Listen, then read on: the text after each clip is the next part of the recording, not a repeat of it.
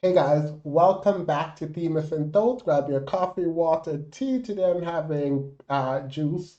And we were going to talk about beauty. I was researching, do my video on beauty, but for Harriet had a video where she titled it, I am ugly and insecure.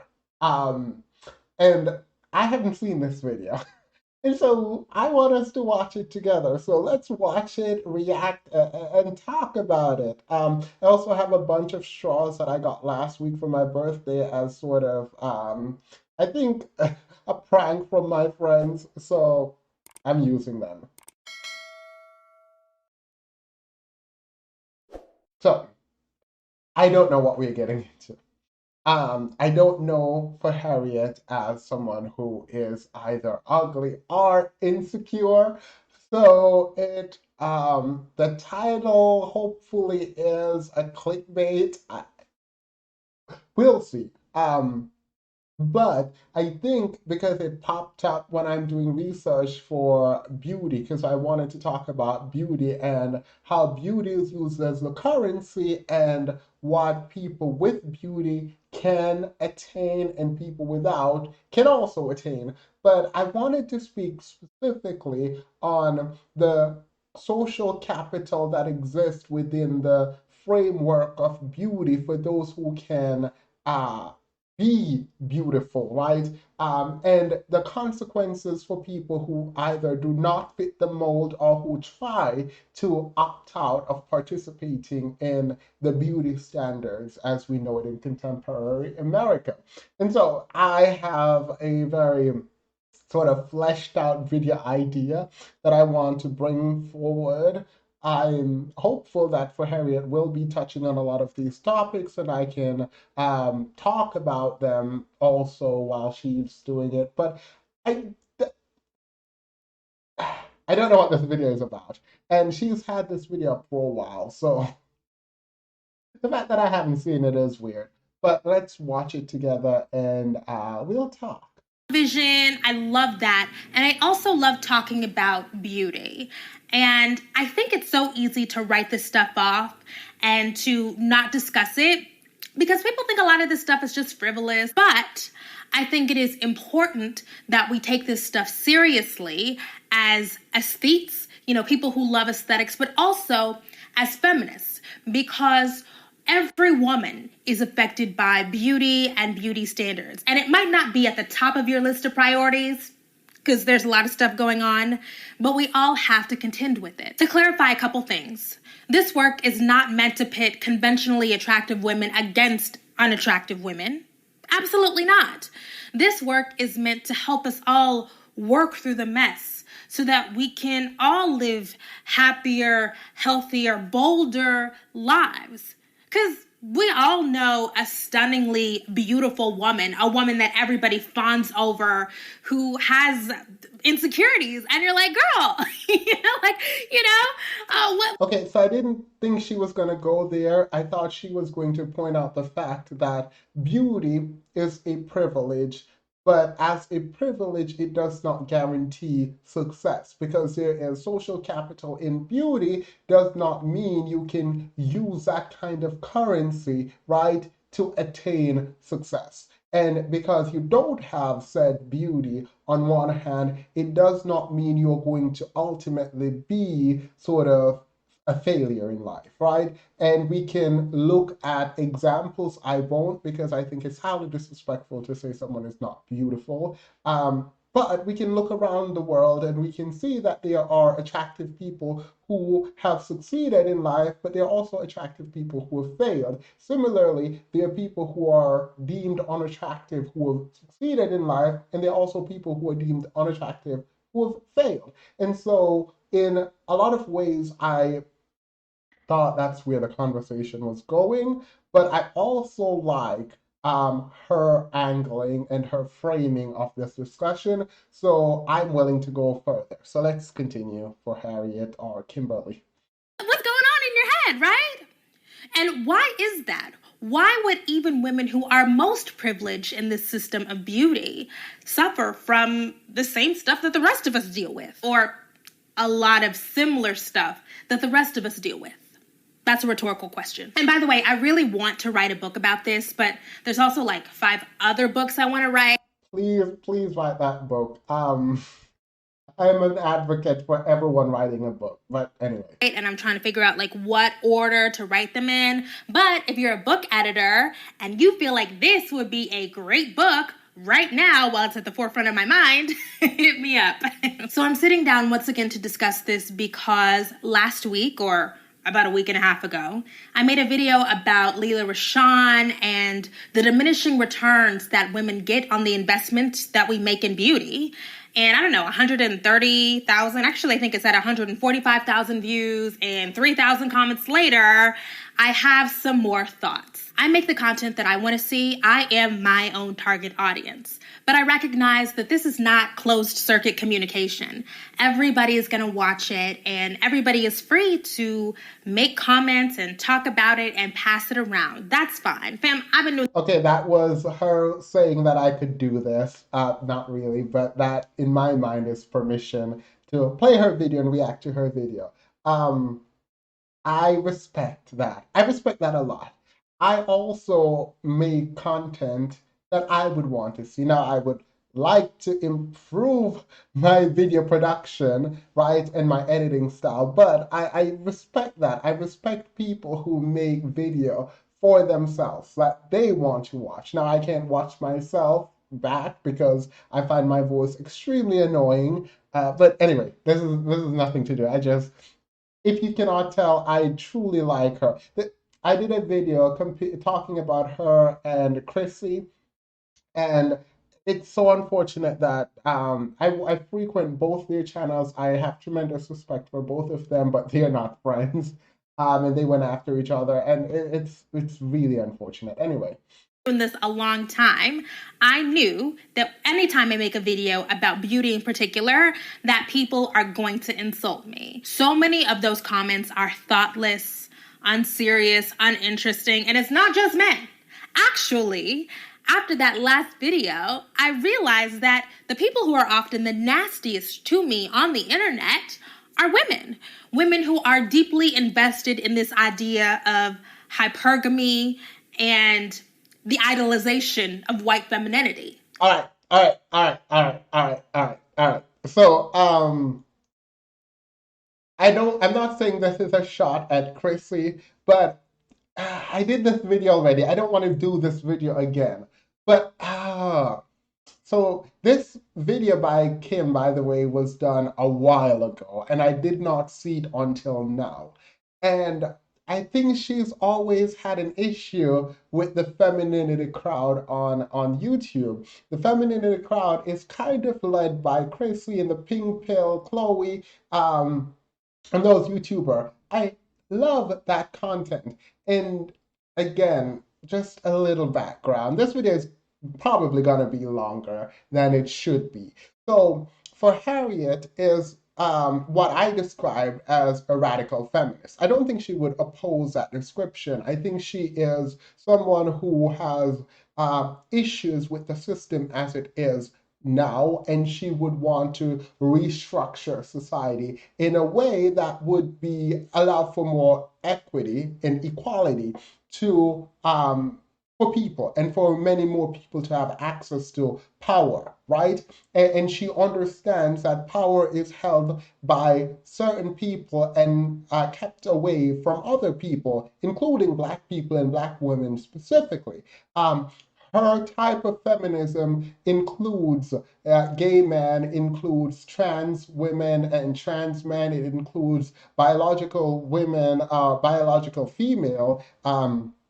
I don't know the sort of pronouns to use, so I apologize. I'm actually not trying to attack anyone. So it's her is let's dismantle the system and take it down.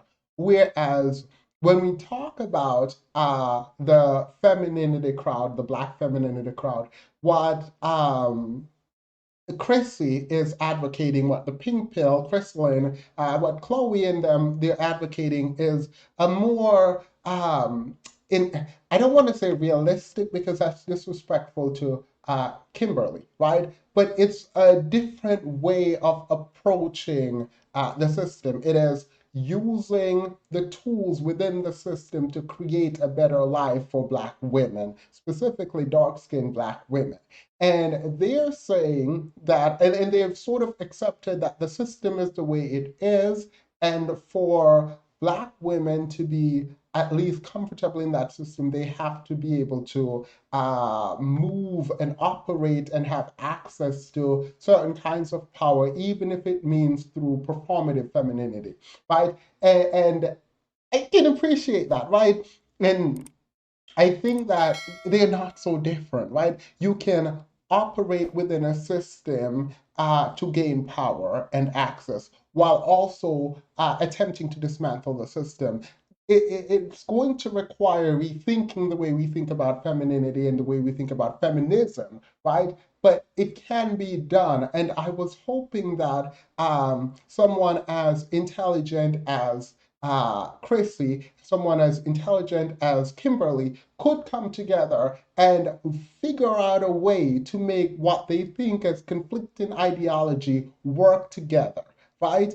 That would have been such an amazing thing. Uh, Come to me. I will figure it out for you. Anyway, that was a tangent, but I wasn't expecting this, but this seems to be a direct commentary on Chrissy, right? And the pink pill and the femininity. I've never got it. I get it. I'm starting to understand why they're not friends, but yeah. And it's like, you know what? If that's your lane, stick to it. Do you. But I do have to say to the hypergamists, it doesn't make sense to be on women's backs about having very high standards and ridicule women for being single. You know? You just gotta choose a lane and like stick to it. If you're a woman with very strong opinions on the internet, if you critique systems of power, if you point to structural inequality instead of blaming all of our problems on our individual failings, then people are going to come at you crazy.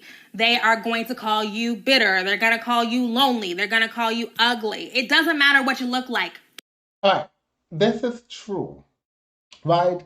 But the idea that there are systemic issue is not completely separate from the idea that we have individual failings also, right? Unless we're saying our individual failings is because of the system and therefore we should not try to be better as individual, but we should focus solely on the system. Similarly, if we're talking about the individual and we're just so focus on the micro, right? It's the individual's own decision and they just don't know how to operate in the system and they're to be blamed. When the reality is more complex than that. The system and the individual both play a part in the failure that exists, both personally and systemically. Ooh, ooh, I wish this was not supposed to be the video. And I will try to keep this out of the title so that it doesn't reignite some kind of anything on YouTube, right? But I think that there was such an amazing opportunity for Chrissy and for Harriet to have come together and transform the way in which we go about doing sort of social justice advocacy when it comes to Black women specifically. I thought, anyway, ooh.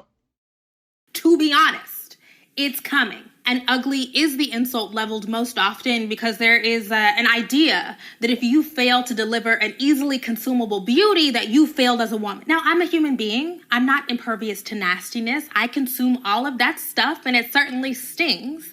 But this is why I'm glad to be at this level of visibility now instead of 5 or 10 years ago. Because what internet strangers say about me can't rock my foundation at this point because I've spent years and years and years meticulously building that foundation brick by brick. That's also why I think it is super ill-advised to push children or teenagers out into the public. because they have not had the opportunity to do that work, but that's a whole nother video, over and over. I love that. I love that. I think that when we talk about beauty, we have to be able to be honest. And what honesty looks like in these kinds of conversation is very harsh for some people, because that will mean that there are people who won't be considered beautiful in the conception of beauty that we now have to work with. And in that conversation, in those conversations, the people we're talking to hopefully have built up in their themselves the ability and the resilience to keep going and not to be dismayed by the fact that they are not considered beautiful in a system that ranks people, women specifically, when it comes to beauty, right? And so it's a very difficult, and that's why I was doing so much research on it, because I think it's important that we're careful when we talk about certain things, including beauty, because there's a high cost and there's a premium placed on beauty. And in the opposite direction, where someone does not meet these standards, it can be very detrimental to their mental health and even to their actual health. And mental health is actual health, so excuse that delineation. So I do appreciate this. I truly can say that I appreciate what is being said right now by Kimberly, and her acknowledgement of protecting kids because they're not ready for the public eye and public criticism, and also talking about the need to build up character, build up resilience, and build up your own confidence in order to go forward, which also implies that there is a sense of agency that we need to take care of. However, let's continue. And over again on that video, in my DMs on Twitter and Instagram, in my email inbox, people have been calling me insecure. Like, you're insecure, like you're only saying this because you're insecure. And I'm like, well, yeah, I'm a human being. I have quite a few insecurities and I'm quite open about them. But I will tell you that the beauty stuff is like only 2 of the top 10. And I already told y'all about one of them. Like, I made a whole video talking about how I'm dealing with body dysmorphia, but that's not a gotcha for me, right? I'm not running from that stuff. So if that's what you want to go with, I mean, sure. And the main reason why you're insecure bothers me is not because I'm like, no, I'm not insecure. I'm a strong Black woman. I'm a human woman. I'm a Black woman who is human. So yeah, I got stuff that I feel self-conscious about. That's not what bothers me. It bothers me because the assumption is that when I make these videos that I am purely speaking from a place of insecurity and not a place of deep thought, rigorous study, meditation. By the time an idea makes it into a video, I've been thinking about it for years. I've been trying to work through this beauty stuff for a long time. And yeah. We can tell, Kim, this is something that I appreciate. I truly appreciate. I've said this once and I will say it again, and continuously. I love deep thought. I love analysis. Like, even if you're wrong, right? I like the fact that you went out and you engaged with the material before you come and give an opinion. I think so often people just come and say whatever comes to their mind without really thinking about it, but not just thinking about it personally, but doing research, bouncing ideas off someone else before you come and present it as fact. Even if you're wrong, at least you have some reason to believe that which you believe. So I appreciate her material in the same way that I appreciate a lot of other people's material, because it is thoughtful. It is thoughtful. It might not be for you. That's fine. I'm saying it as humbly as possible. Put some respect on my name, to be honest. I am open to alternative ideas. If you have something that you think is deeper or more thoughtful, what did Monique say? I'd like to see it. I'm able to speak about this stuff so clearly and not work from a place of sadness or depression or anger, because I've spent so much time doing the personal work, but personal work also motivates my professional work, which is the reading and the writing it out and the revision. You either discuss it, work through it, or that shit will eat you alive. And that's the beauty of theory. Theory is not some abstract thing. Theory is born out of our experiences. Theory is the way that we make sense of everything that we're seeing around us. I'm not a motivational speaker. I'm not out here selling dreams. I'll leave that to the other people. That can be their hustle. I'm just trying to be very clear about what's happening. This work isn't born from a lack of self-confidence. It's quite the opposite. This work is born from a self-assuredness that only comes from knowing that you know your shit. All right. So here is somewhere where we differ. I don't think you have to know, quote, your ish to contribute, right, to knowledge. I think for me, what is more important than knowing is trying to know, right? The understanding that we all don't know all our ish, right? That we probably are wrong on some ideas, but that we are brave enough to put forward our theories and have them be tested in the marketplace of ideas and be rejected in some cases, be challenged in some cases, and be accepted in other cases. I think that the need to know your ish is one that will eliminate meaningful discourse if you have to know that you're right before you speak. I think believing you're right is enough. Testing your theory is enough. But coming forward with your theory after you've done the work behind the scenes is enough. You don't have to know you're right. I think maybe we're saying the same thing, but I'm pretty clear, hopefully, in my willingness to be wrong when I come out and talk. I welcome being challenged, I welcome being wrong, and I welcome being educated in areas where I have fallen short. That might be a difference in our ideas, but anyway, love it so far. Keep going. And I hope that we're not conflating my understanding of the hierarchy of desirability and the social stratification that the system of beauty produces with, oh, she doesn't love herself, she thinks she's ugly. Like, that ain't it. Being very aware of your place in the world, what you have, what you don't have. I feel very empowered by that. A lot of people try to call it victim mentality, and I'm like, no, it's the opposite. I don't necessarily think, I guess it's the empowered, right? To know where you stand when it comes to beauty, to education, to money, to understand where all of your what makes you you intersects, right? To know who you are is very important and it is powerful, right? In order to strategize and move ahead to get what you want, right? Like if you know who you are, if you know what society thinks you look like, I hate that sentence, but if you know what society thinks of you in terms of your physical appearance, if you know your intelligence scaled against other people, if you understand your leadership ability, if you understand your access, if you understand all these things about yourself, it is better that you know the tools that you have in your toolbox if you're trying to build something, if you're trying to go somewhere. So agreed. Long-winded way of agreeing. You know, knowing the world and how you're perceived and how you move through it does not fix inequality. Like, it doesn't, right? We fix inequality by dismantling those systems and divesting from them. But All right, see that's the radical.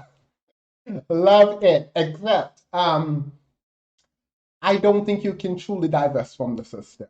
You are in the system in a way that if you're going to try to change the system, you can, but you cannot divest. You don't get to opt out of, let's say, beauty as a woman. You don't get to opt out of it, right? You don't get to opt out of needing finances. You don't get to opt out of needing friends. You don't get to opt out of The system's in place. You are a part of it. And even if you attempt to not participate in it, that is still participation. And that's why it's so difficult for people to really move forward in changing the system because you have to play your part in it. Um, yeah. But it does prevent me from running myself crazy. And I gotta say, I am super fascinated by why the conversation takes that kind of personal tone when I'm talking about beauty. The you're jealous, you're insecure. When it doesn't take that kind of tone when I'm talking about racism or classism or even colorism. Why is it that when I'm talking about this, it goes there and not when I'm talking about feminism in a different way, the other ways that sexism manifests itself? I think I have some ideas and All right. we'll get. I was going to give you my ideas, but let's hear your ideas. Because, I mean, the question I think answers itself, but we'll see if we have the same ideas. Into that later. The work that I've done to be super honest also helps me to digest that criticism. I think people are just really bad judges of their objective attractiveness. And no shade, but it's honesty hour. I think it is very difficult for many of us to really see how we are looked upon from the outside. I completely disagree. I think most of us understand where we stand in the beauty hierarchy. Now, for me, for example, I am at the top. Not even Jesus himself can tell me differently. But for other people who are not delusional like me, they understand. I think most people understand where they stand in terms of the hierarchy of desirability.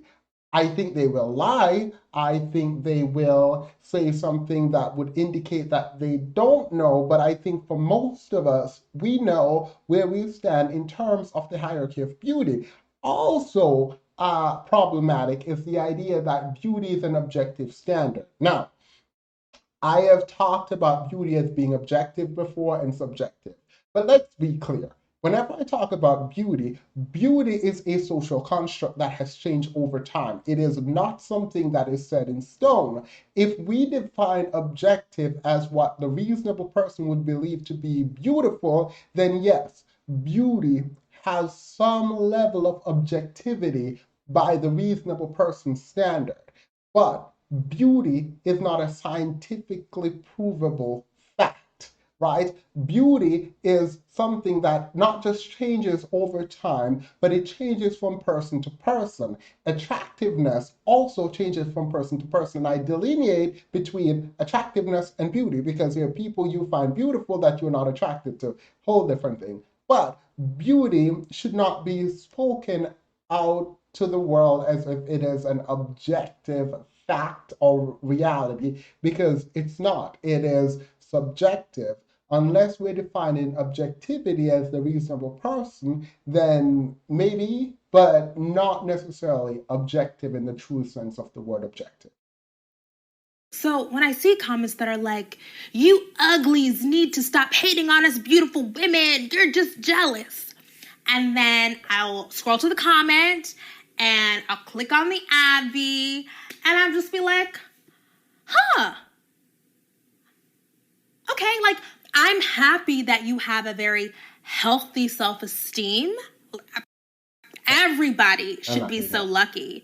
However, when I'm talking about the system of beauty and the women who accrue the most privileges in this stratified system, I wouldn't even talk about you, okay?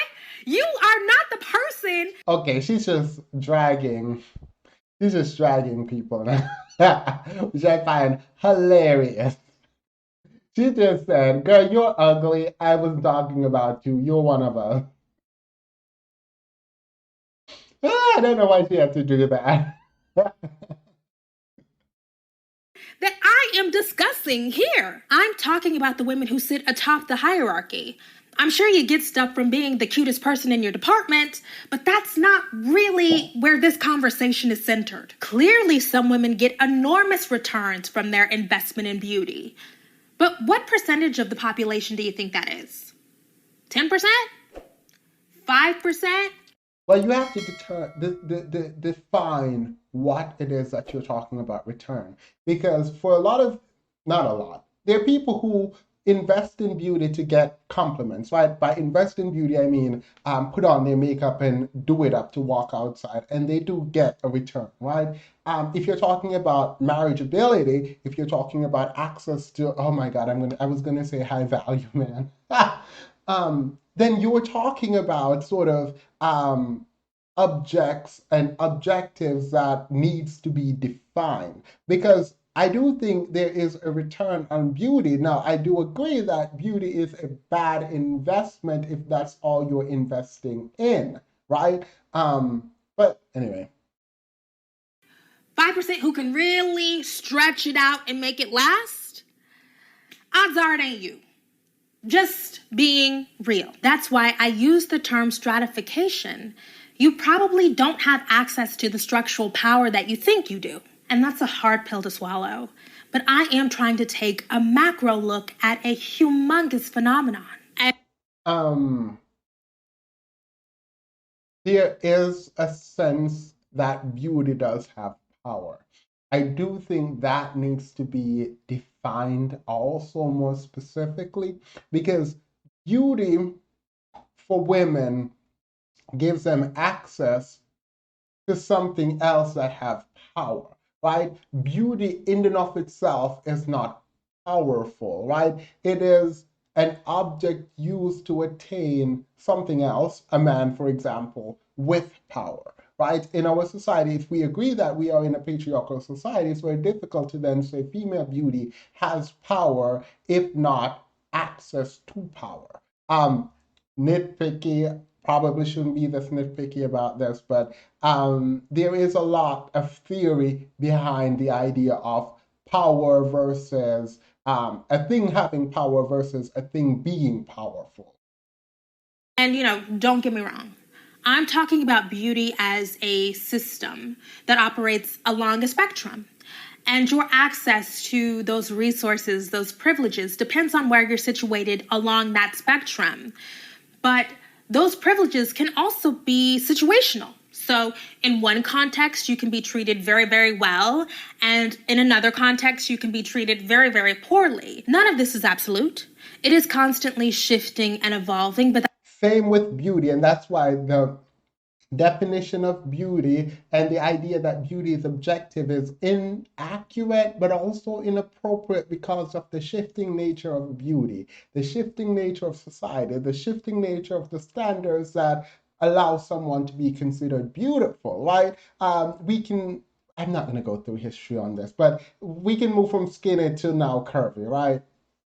that's another reason why we have to have conversations about it, because when you are cute in one city and not so cute in another city and your whole foundation is rocked, right? How do you deal with that? So that was the real talk portion of our discussion. We're about to enter the realer talk portion of our discussion. It's important to talk about popular images and what's fawned over and what's celebrated and what's lifted up in the many, many images that we are all consuming every day. But I gotta tell ya, when I see Black men in particular being very free with the words ugly directed at Black women, and not just me, right? I see it all over the internet. I am perplexed. I am disgusted. I hate seeing it also. Because I know for a fact that the vast majority of Black men, everyday Black men, are partnering Black women who look a lot more like me than Beyonce or even Bernice Burgos. No. So yes, that is true. But that's not why it should upset you, right? Like, even if vast majority of Black men did have access to a Beyonce, no, Even if they did, that should not mean they get to demean black women, any women, but specifically black women, because that's who they're demeaning online. I don't think that because you can access other kinds of women that you should demean. No, the fact that you date black women, that your mother is black, your sister is black, is not the reason you should not be disrespecting black women. You should not be disrespecting black women because you should not be disrespecting black women. It's a human thing. It is not a your family thing. But doubly so because your family thing, because your wife thing, because your sister thing, because your child thing. Yeah, doubly so because of those things. But at floor, at bottom, you should not do it because it's inappropriate and humanity. She's a super famous model on Instagram, FYI. Who's doing the bulk of the emotional labor for black men? Who's caring for their children?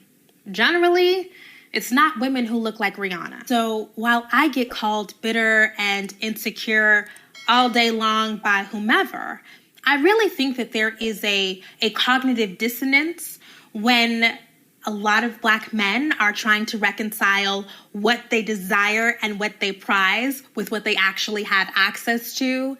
And that actually causes a deep-seated kind of bitterness that results in lashing out on social media. But that's just a theory. A thought often arises in my mind, like, post a picture of the mother of your children, not to shame the women, whom I feel genuinely sorry for, but because somebody is lying. Everybody is not going home to an Instagram. No, they're not lying. Um, this is the hard part, right? How do I put this delicately? I fear that black women are being, I think Chrissy used this word, starter wise, right? And black men have a vested interest in keeping black women's self-esteem down because they allow for access to these black women when these men can't have anything else.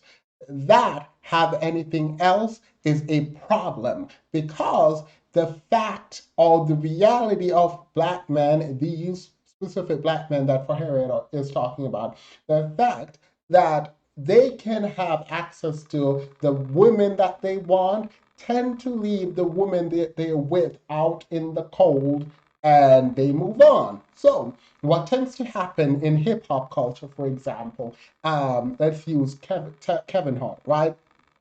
You start with a dark skinned black woman who is the backbone of the family, who provides for this person who wants to be a comedian, which is a very unrealistic job, right?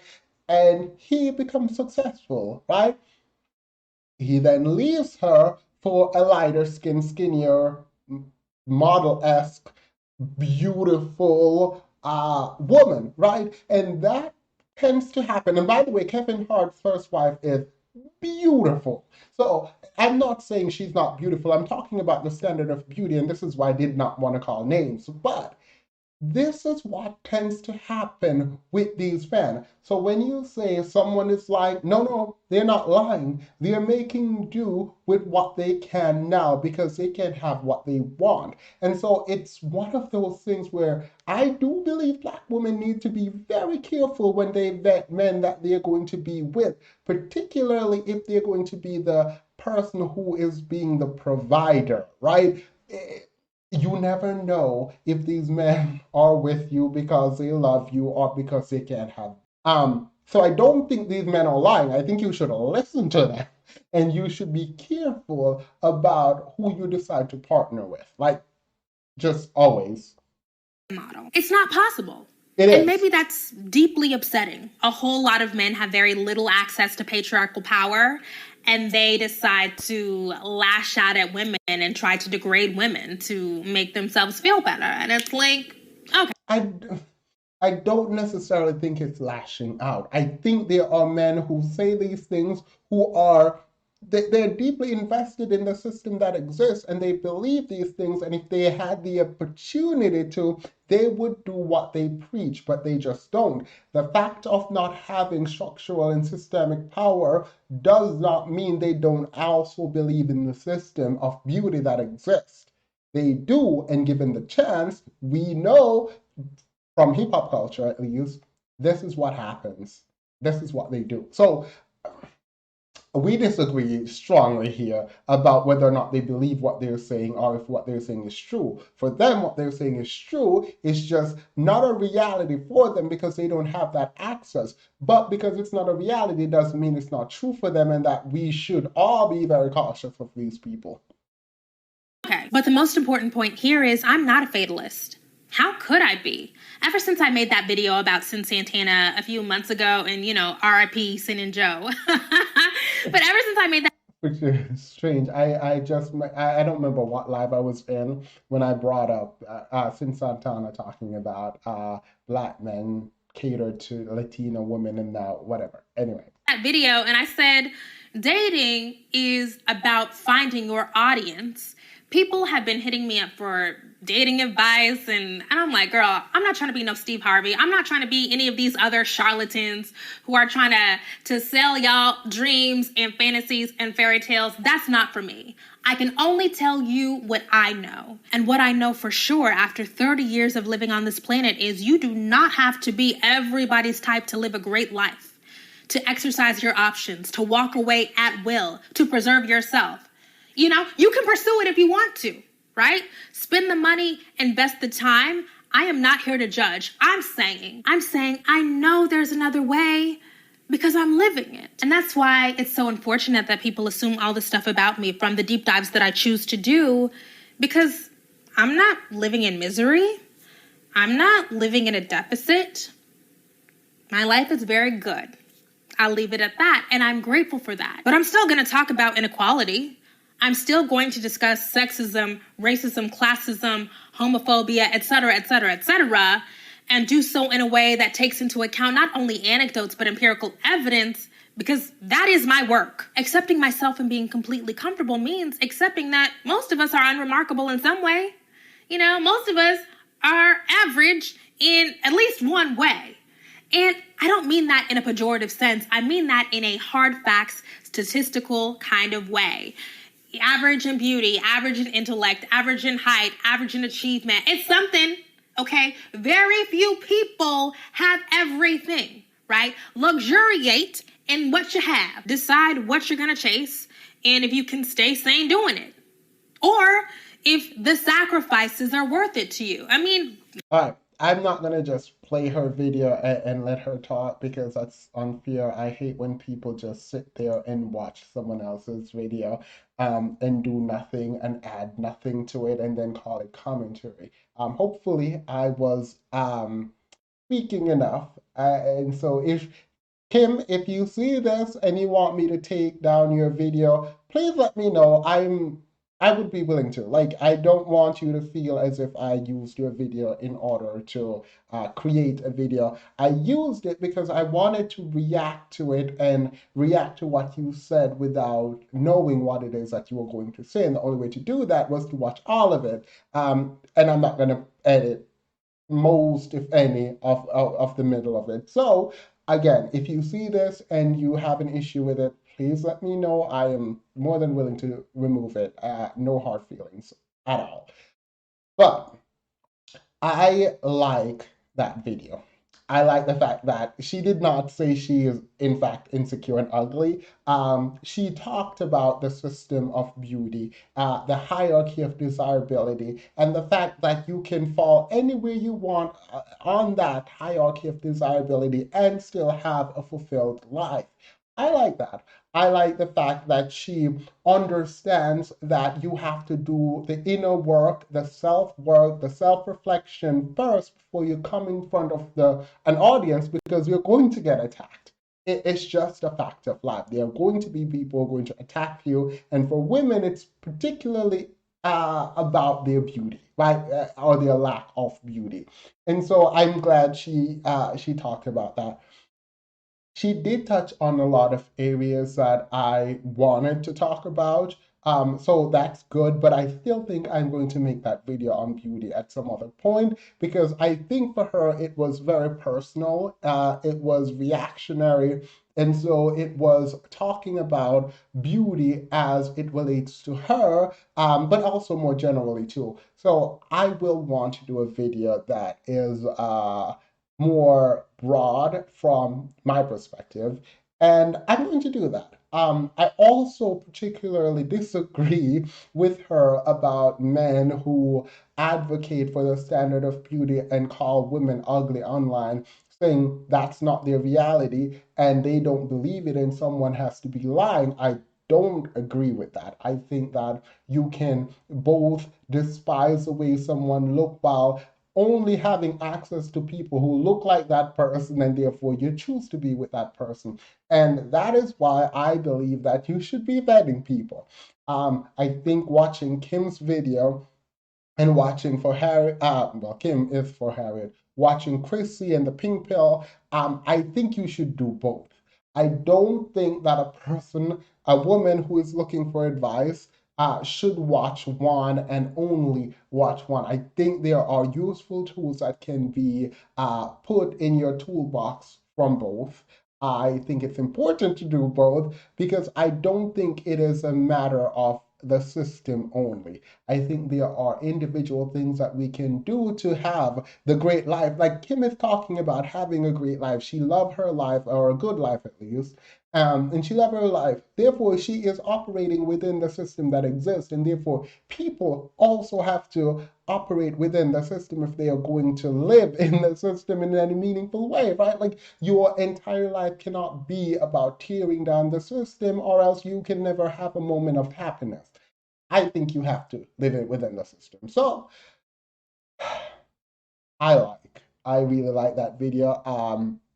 The standard of beauty is something that I also don't think is objective. I think that it is objective so far as it is the reasonable person standard. And if it is a reasonable person standard, then it is broad enough to be objective, but it's not objective in the purest sense of the word.